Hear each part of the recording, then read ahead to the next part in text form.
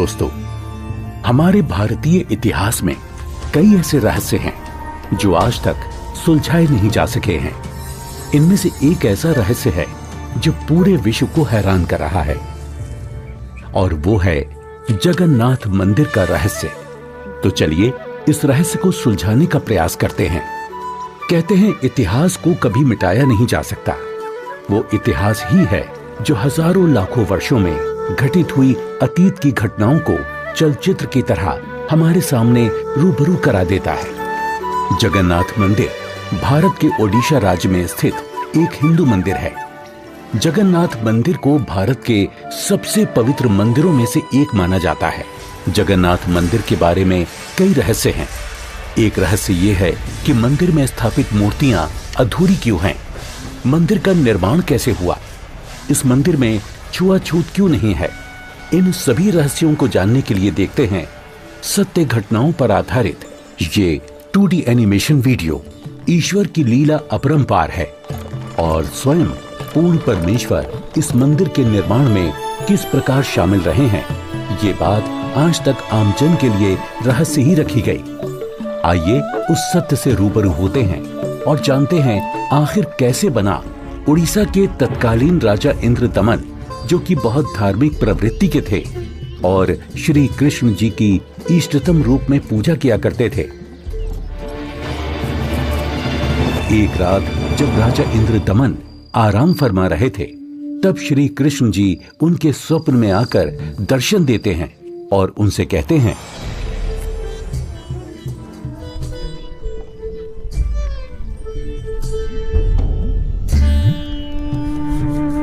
इंद्रदमन। हे प्रभु, आप?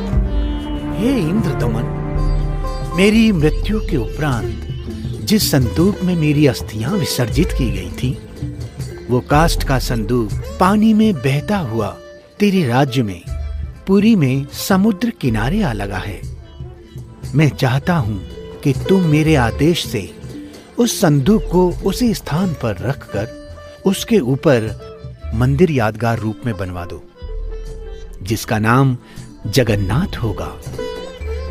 और उस मंदिर में एक विप्र रख देना जो श्रद्धालुओं को पवित्र गीता के अनुसार ज्ञान प्रचार करेगा। याद रहे, इस मंदिर में ना तो कोई मूर्ति होनी चाहिए और ना ही कोई पाखंड। जैसा आपका आदेश महाराज। किंतु भगवान, कृपा करके मुझे वो स्थान दिखा दीजिए जहां मंदिर का निर्माण किया जाना है। ठीक है वत्स, मैं तुम्हें वहां ले चलता हूं।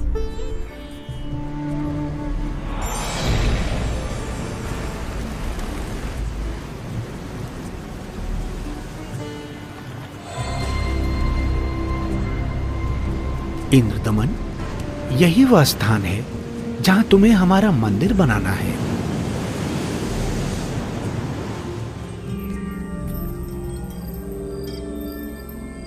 भोर होते ही राजा इंद्रदमन ये बात अपनी पत्नी को बताते हैं।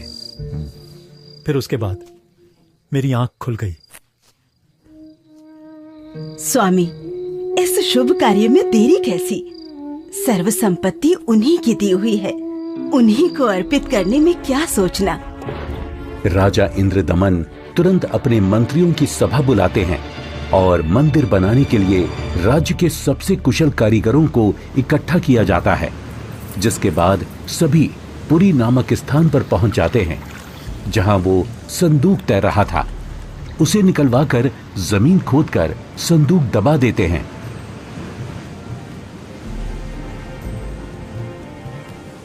और देखते ही देखते उस संदूक के ऊपर मंदिर बनाने का काम शुरू हो जाता है।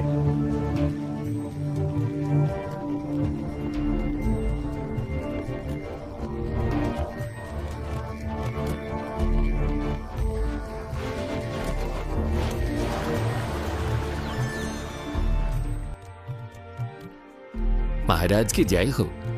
प्रभु श्री कृष्ण जी की दया से मंदिर बनकर तैयार है महाराज। राजन, बहुत सुंदर मंदिर बनकर तैयार हुआ है। सब श्री कृष्ण जी की कृपा। पीछे हट जाओ, पीछे हट जाओ, सभी चलो, समुद्री तूफान आ रहा है। समुद्री लहरें इतनी ऊपर उठकर हमारी तरफ आ रही हैं। लहरें बहुत तेज हैं। भागो भागो, तूफान आ गया। राजन, ये लहरें तो बहुत ऊंची हैं। हमें अतिशीघ्र यहाँ से निकलना होगा।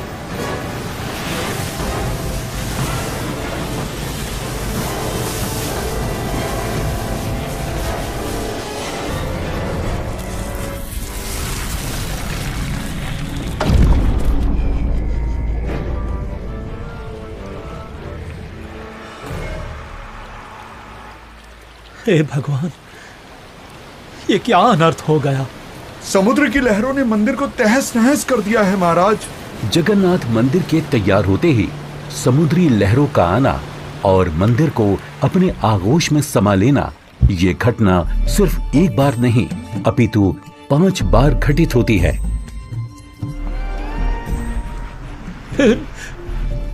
नहीं नहीं, ये नहीं हो सकता। अपने आप को संभालें राजन, हौसला रखें। न जाने समुद्र मुझसे कौन से जन्म का बदला ले रहा है। मैं क्या करूं, कुछ समझ नहीं आ रहा है। राजकोष भी खाली हो चुका है। अब और मंदिर बनवाने का मेरा सामर्थ्य ही नहीं बचा। हे भगवान, यह तुच्छ जीव आपके आदेश का पालन अब नहीं कर पाएगा। मुझे माफ कर देना भगवान, माफ कर देना। राजा के 100 यत्न करने के बावजूद मंदिर नहीं बन रहा था। तब काल ब्रह्म से हुए वचन के मुताबिक सर्व सृष्टि के रचनाहार, सभी आत्माओं के जनक, दुख हरता कबीर प्रभु अपने निज धाम सतलोक से आकर वहां प्रकट होते हैं और एक संत रूप में राजा के दरबार में पहुंच जाते हैं।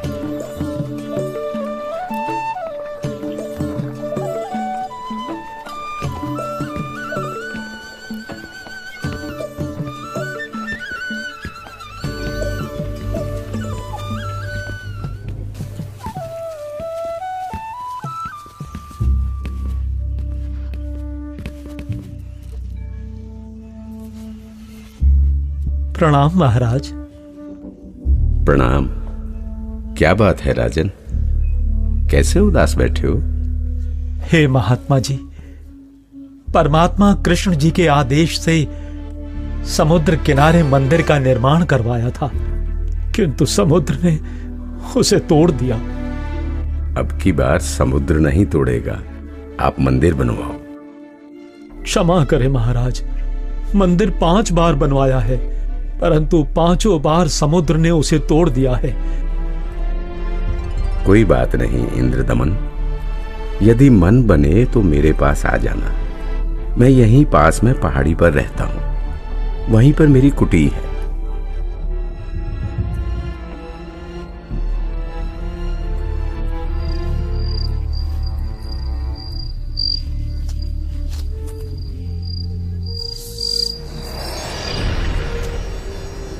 इंद्रदमन, एक बार फिर मंदिर बनवा दे।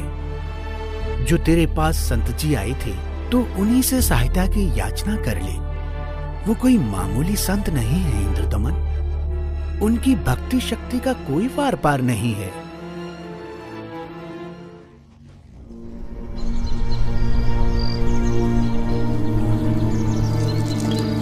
क्या हुआ महाराज?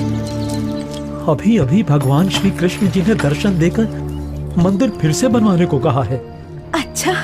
और बताया है कि जो संत समुद्र को रोकने की बात कर रहे थे वो बहुत शक्ति युक्त हैं। मुझे उन्हीं के पास जाकर प्रार्थना करनी चाहिए। प्रभु कह रहे हैं तो आप मत चूको महाराज, प्रभु का मंदिर फिर बनवा दो। बनवाना तो मैं भी चाहता हूँ, किंतु अब तो राजकोष भी खाली हो चुका है। इस वक्त मैं धर्म संकट में फंस चुका हूँ। यदि मंदिर नहीं बनवाऊंगा तो प्रभु अप्रसन्न हो जाएंगे और मंदिर बनवाने के लिए धन भी शेष नहीं रहा। स्वामी, आप चिंतित ना हो।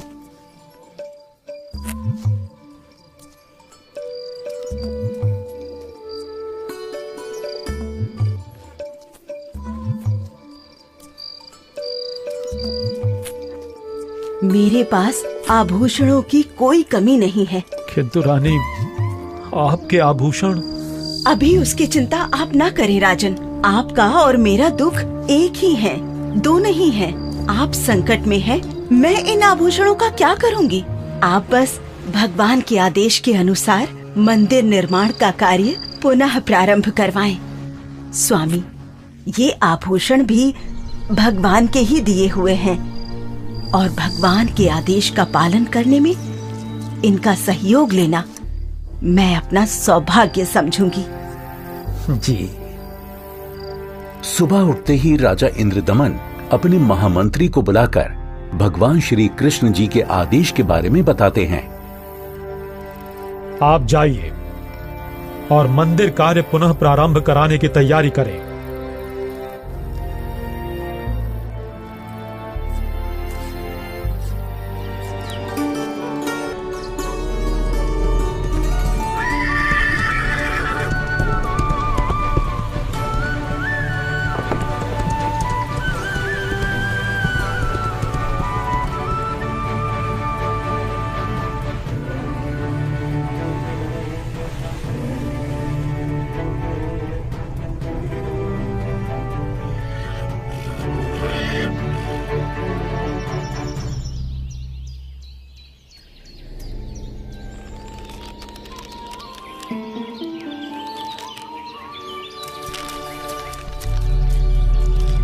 प्रणाम ऋषि जी। कहो इंद्रदमन, कैसे आना हुआ? हे महात्मा, मुझे माफ कर दो। मैंने आप पर विश्वास नहीं किया। स्वप्न में भगवान श्री कृष्ण जी ने बताया है कि आप समर्थ ऋषि हैं। मुझ दीन पर कृपा करो। राजन, जिस ओर से समुद्र हर बार आकर मंदिर को बहा ले जाता है, आप उस ओर एक छोटा सा चबूतरा बनवा दें, जिस पर बैठकर मैं परमात्मा की भक्ति करूंगा। जो आज्ञा महाराज। कुछ समय बाद मंदिर का निर्माण कार्य तकरीबन पूरा हो चुका था। एक दिन राजा स्वयं खड़े होकर निर्माण कार्य देख रहे होते हैं। तभी वहां गोरखनाथ जी आ जाते हैं। प्रणाम स्वीकार करें महात्मन। इंद्रदमन, आप भगवान का इतना सुंदर मंदिर बनवा रहे हैं, किंतु सुना है कि इस मंदिर में कोई मूर्ति नहीं लगा रहे। ऐसा क्यों? मुनिवर क्षमा करें।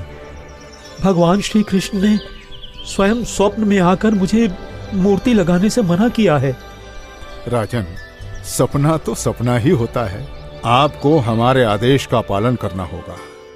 मंदिर में भगवान कृष्ण की मूर्ति की स्थापना की जाए।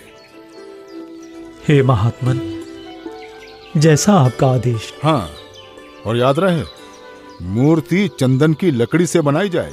राजा ने अपने मंत्रियों को बुलाया और विचार विमर्श करने के बाद अन्य संतों से कहा कि राजन, अकेले भगवान का मन कैसे लगेगा? मंदिर में भगवान श्री कृष्ण जी के साथ साथ बलराम और सुभद्रा की मूर्ति भी स्थापित की जाए। राजा ने मूर्ति बनाने के लिए एक कुशल कारीगर ढूंढने की बात कही। मंत्रियों ने 3 कुशल कारीगरों को बुलाकर मूर्तियां बनवाना शुरू कर दिया। अब एक तरफ मंदिर तो दूसरी तरफ मूर्तियां बनाने का काम चल रहा होता है, किंतु कुछ समय बाद पता चलता है कि जिस तरह मंदिर बार बार टूट रहा था, अब इस प्रकार मूर्तियों के भी अपने आप टुकड़े टुकड़े होने लगते हैं। और ऐसा 3 बार होता है, जिसे देख राजा इंद्रदमन बहुत चिंतित हो जाते हैं। किंतु भगवान से भक्त का दुख देखा नहीं जाता। इसलिए एक दिन जब राजा अपने दरबार में बैठे होते हैं और पूरा दरबार बिल्कुल शांत होता है, सबके सब इसी चिंता में होते हैं कि करें तो क्या करें। तभी वहां पूर्ण परमात्मा कबीर देव एक वृद्ध कारीगर यानी शिल्पकार का रूप धारण करके प्रकट हो जाते हैं।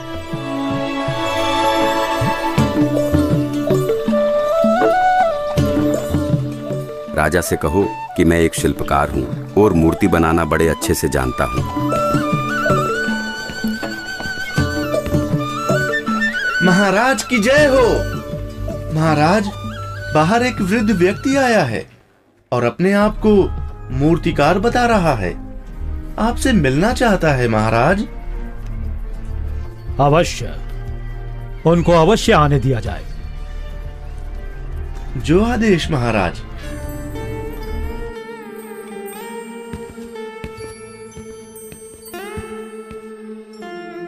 ये कारीगर तो बड़ा अनुभवी लगता है। अवश्य भगवान की ही कोई लीला है। हे राजन, मैंने सुना है कि प्रभु के मंदिर के लिए मूर्तियां पूर्ण रूप से बन नहीं पा रही हैं। जी, आपने बिल्कुल सही सुना है।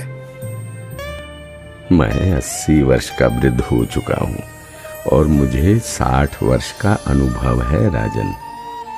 चंदन की लकड़ी की मूर्ति प्रत्येक कारीगर नहीं बना सकता। यदि आपकी आज्ञा हो तो सेवक उपस्थित है। हे कारीगर, आप मेरे लिए भगवान ही हैं, जो कारीगर बनकर आए लगते हो। कृपया आप शीघ्र, अति शीघ्र ही मूर्तियां बना दो। मूर्तियां तो मैं बना दूंगा, किंतु राजन, मेरी एक शर्त है। क्या शर्त है आपकी?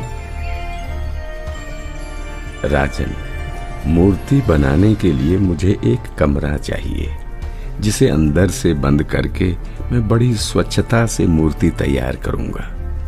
और जब मूर्तियां तैयार हो जाएंगी तो मैं स्वयं दरवाजा खोलूंगा। ठीक है। एक बात और राजन, यदि किसी ने मेरे बाहर आने से पहले दरवाजे को खोलने का प्रयास किया तो मूर्तियां फिर पूरी बन नहीं पाएंगी। वो जितनी बनी होंगी उसी हालत में आपको मिलेंगी और फिर उन्हें पूर्ण कर पाना संभव नहीं होगा राजन। जैसी आपकी इच्छा। मंत्री जी, मूर्तियां बनाने के लिए सब बंदोबस्त किया जाए।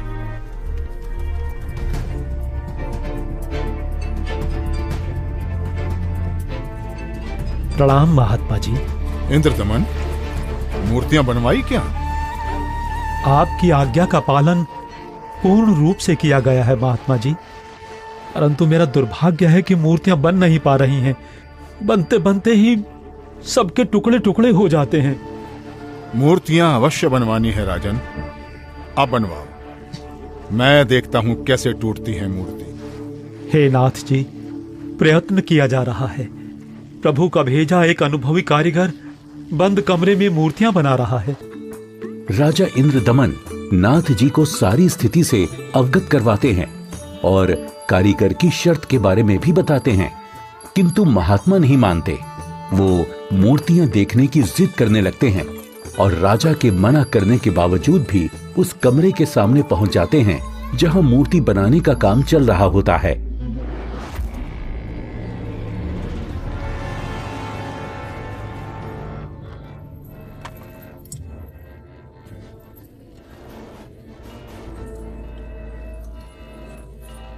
कारीगर, दरवाजा खोलो।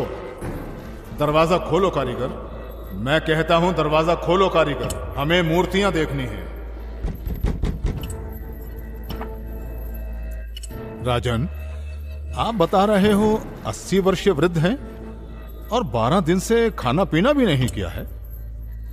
अब आवाज भी बंद है, कहीं कारीगर मर न गया हो। आप दरवाजे को तोड़वा दीजिए। राजा न चाहते हुए भी नाथ जी के कहने पर दरवाजे को सैनिकों से तुड़वा देते हैं।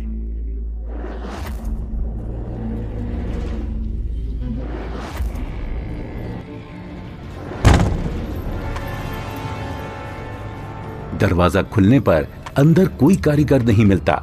वहां श्री कृष्ण, बलराम और सुभद्रा जी की 3 मूर्तियां रखी होती हैं, परंतु उन मूर्तियों के हाथ और पैर के पंजे नहीं बन पाए थे। ये देखकर सभी चौंक जाते हैं। हे भगवान, वो बुजुर्ग कारीगर तो यहां है ही नहीं। इसका मतलब वो कोई साधारण व्यक्ति नहीं थे, बल्कि स्वयं भगवान ही थे। मंदिर का निर्माण पूरा हो चुका है।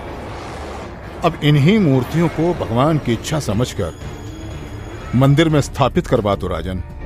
हो सकता है प्रभु को यही स्वीकार हो। लगता है श्री कृष्ण ही स्वयं मूर्तियां बनाकर गए हैं। मंदिर का निर्माण कार्य संपन्न हो चुका था।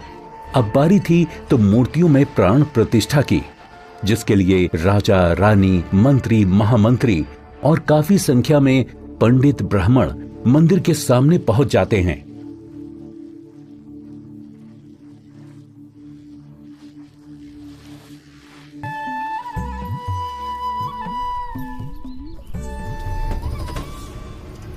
रे दुर्बुद्धि शूद्र, अपवित्र! देखता नहीं मंदिर का द्वार अपवित्र कर दिया तूने। ये क्या हो गया? शूद्र कैसे बन गई? भगवान ये कैसे हो गया? ये कैसे हो गया भगवान? कैसे हो गया? प्रभु क्षुब्ध हो गई हैं क्योंकि मुख्य द्वार को उस शूद्र ने अशुद्ध कर दिया है, इसलिए सब मूर्तियों ने शूद्र रूप धारण कर लिया। बहुत बड़ा अनिष्ट हो गया राजन। कुछ समय उपरांत देखते ही देखते मूर्तियां अपने वास्तविक रूप में आ जाती हैं, जिसके बाद पंडित कई बार गंगा जल छिड़ककर मूर्तियों को शुद्ध करने का उपक्रम करते हैं। मूर्ति स्थापना के कुछ दिन बाद अचानक समुद्री तूफान आ जाता है और समुद्री लहरें लगभग 40 फीट ऊंची उठकर बहुत तेज वेग में मंदिर की ओर चल पड़ती हैं। सभी आपस में बातें करने लगते हैं। लगता है अब की बार भी समुद्र मंदिर को नष्ट कर देगा। अरे ये क्या, संत जी अभी भी वहीं पर बैठे हैं? अरे कोई उठाओ उनको वहां से। सभी चिल्लाते हैं, हट जाओ, हट जाओ, हट जाओ, वहां से पीछे हट जाओ, समुद्री तूफान आ रहा है। हट जाओ, हट जाओ, वहां से पीछे आ जाओ, महात्मा जी, पीछे आ जाओ। अरे अरे अरे अरे ये क्या हो गया? ये क्या हो गया? ये क्या हो गया? अरे क्या होगा? कौन है? महात्मा जी ने पानी को वहीं पर रोक दिया है राजन। लगता है अब की बार मंदिर बच जाएगा। महात्मा अवश्य ही कोई परम शक्ति युक्त है।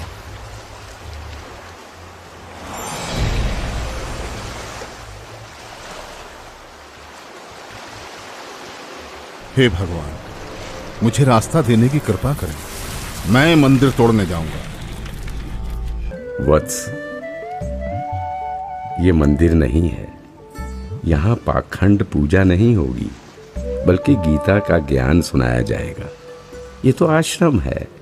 आप जैसे बलवान को शोभा नहीं देता कि इसको विध्वंस करें। लेकिन मैं इसे अवश्य तोड़ूंगा, चाहे कुछ भी हो। अगर ऐसा है तो जाइए समुद्रदेव, तोड़िए।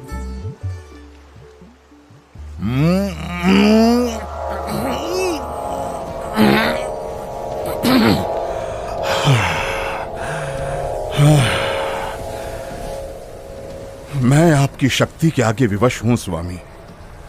आपकी शक्ति अपार है। आप मुझे रास्ता देने की कृपा करें प्रभु।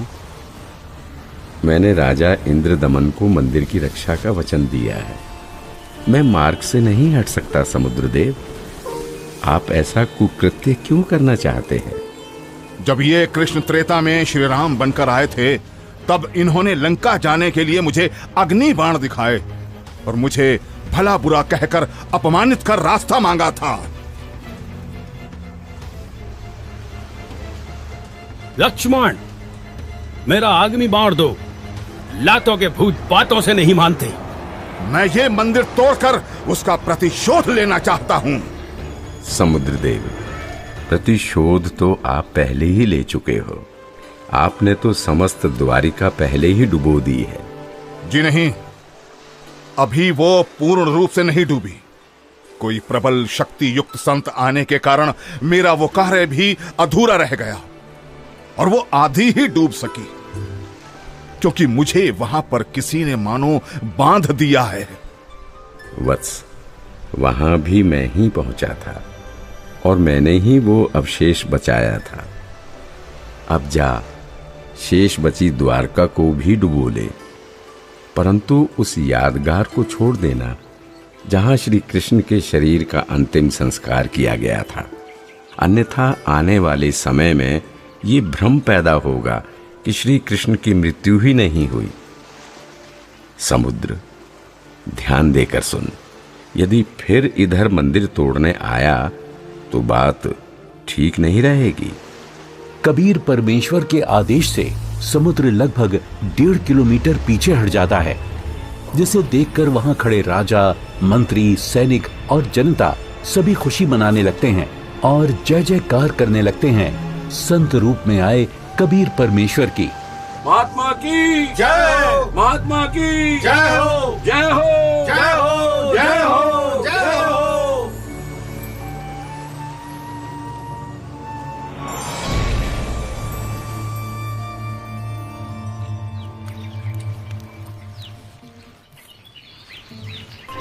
पंडित जी, सब कुछ करके देख लिया। आपका कुष्ठ रोग तो बढ़ता ही जा रहा है। भगवान, परमेश्वर, ये क्या हो गया? हे प्रभु, कष्ट हरो महाराज, क्षमा करो महाराज। पता नहीं मुझे किस पाप का प्रायश्चित करना पड़ रहा है। गलती क्षमा करो प्रभु, गलती क्षमा करो।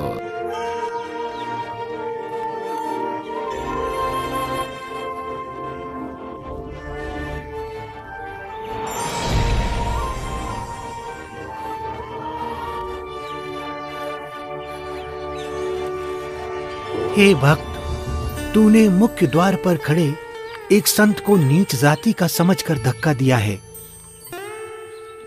क्षमा करो महाराज, आगे से ऐसी भूल कभी नहीं होगी।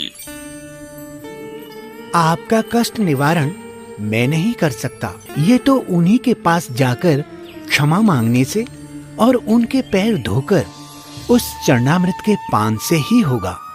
वो कोई साधारण संत नहीं थे, अपितु कोई परम शक्ति ही शूद्र रूप धारण करके वहां परीक्षा लेने के लिए पहुंची थी। यदि वो आपको हृदय से क्षमा कर देंगे तो ही आपका कष्ट निवारण संभव है, अन्यथा नहीं।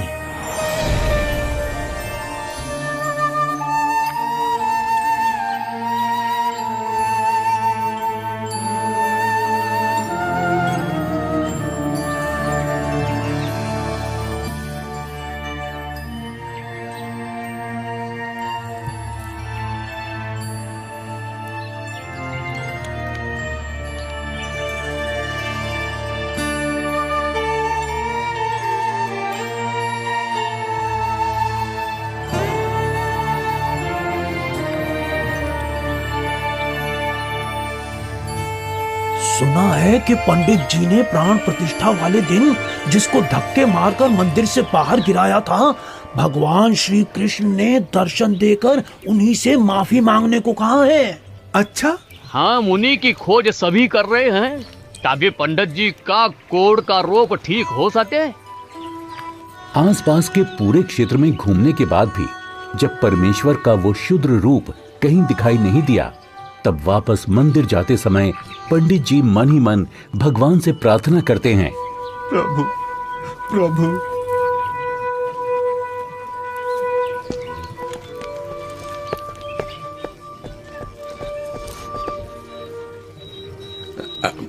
अरे रुकिए पंडित जी, मैं शूद्र हूं, मेरे नजदीक मत आइए, आप भी अशुद्ध हो जाएंगे।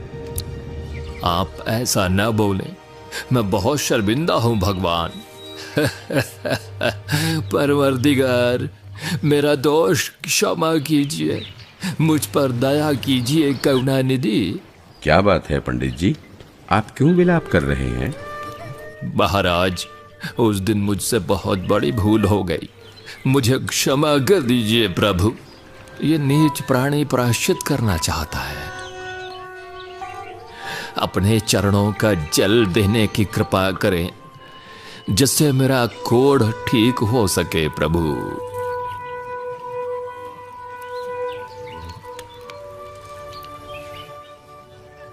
हे ब्राह्मण, इसे 40 दिन तक पीना तथा जल में डालकर स्नान करना।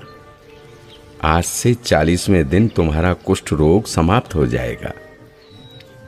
अब से भविष्य में इस जगन्नाथ मंदिर में किसी ने भी छुआछूत की तो उसकी भी यही दशा होगी, दंड का भागी होगा। जी महाराज, जी महाराज, जी महाराज, इस मंदिर में कभी छुआछूत नहीं करेंगे, नहीं करेंगे। आशीर्वाद है बच्चों।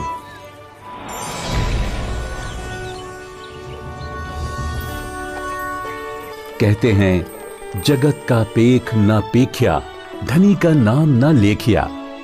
कोई कहता है कि मंदिर श्री कृष्ण जी ने बनवाया, तो कोई कहता है कि जगन्नाथ भगवान ने बनाया, लेकिन जो करने वाला था उसका कहीं नाम नहीं।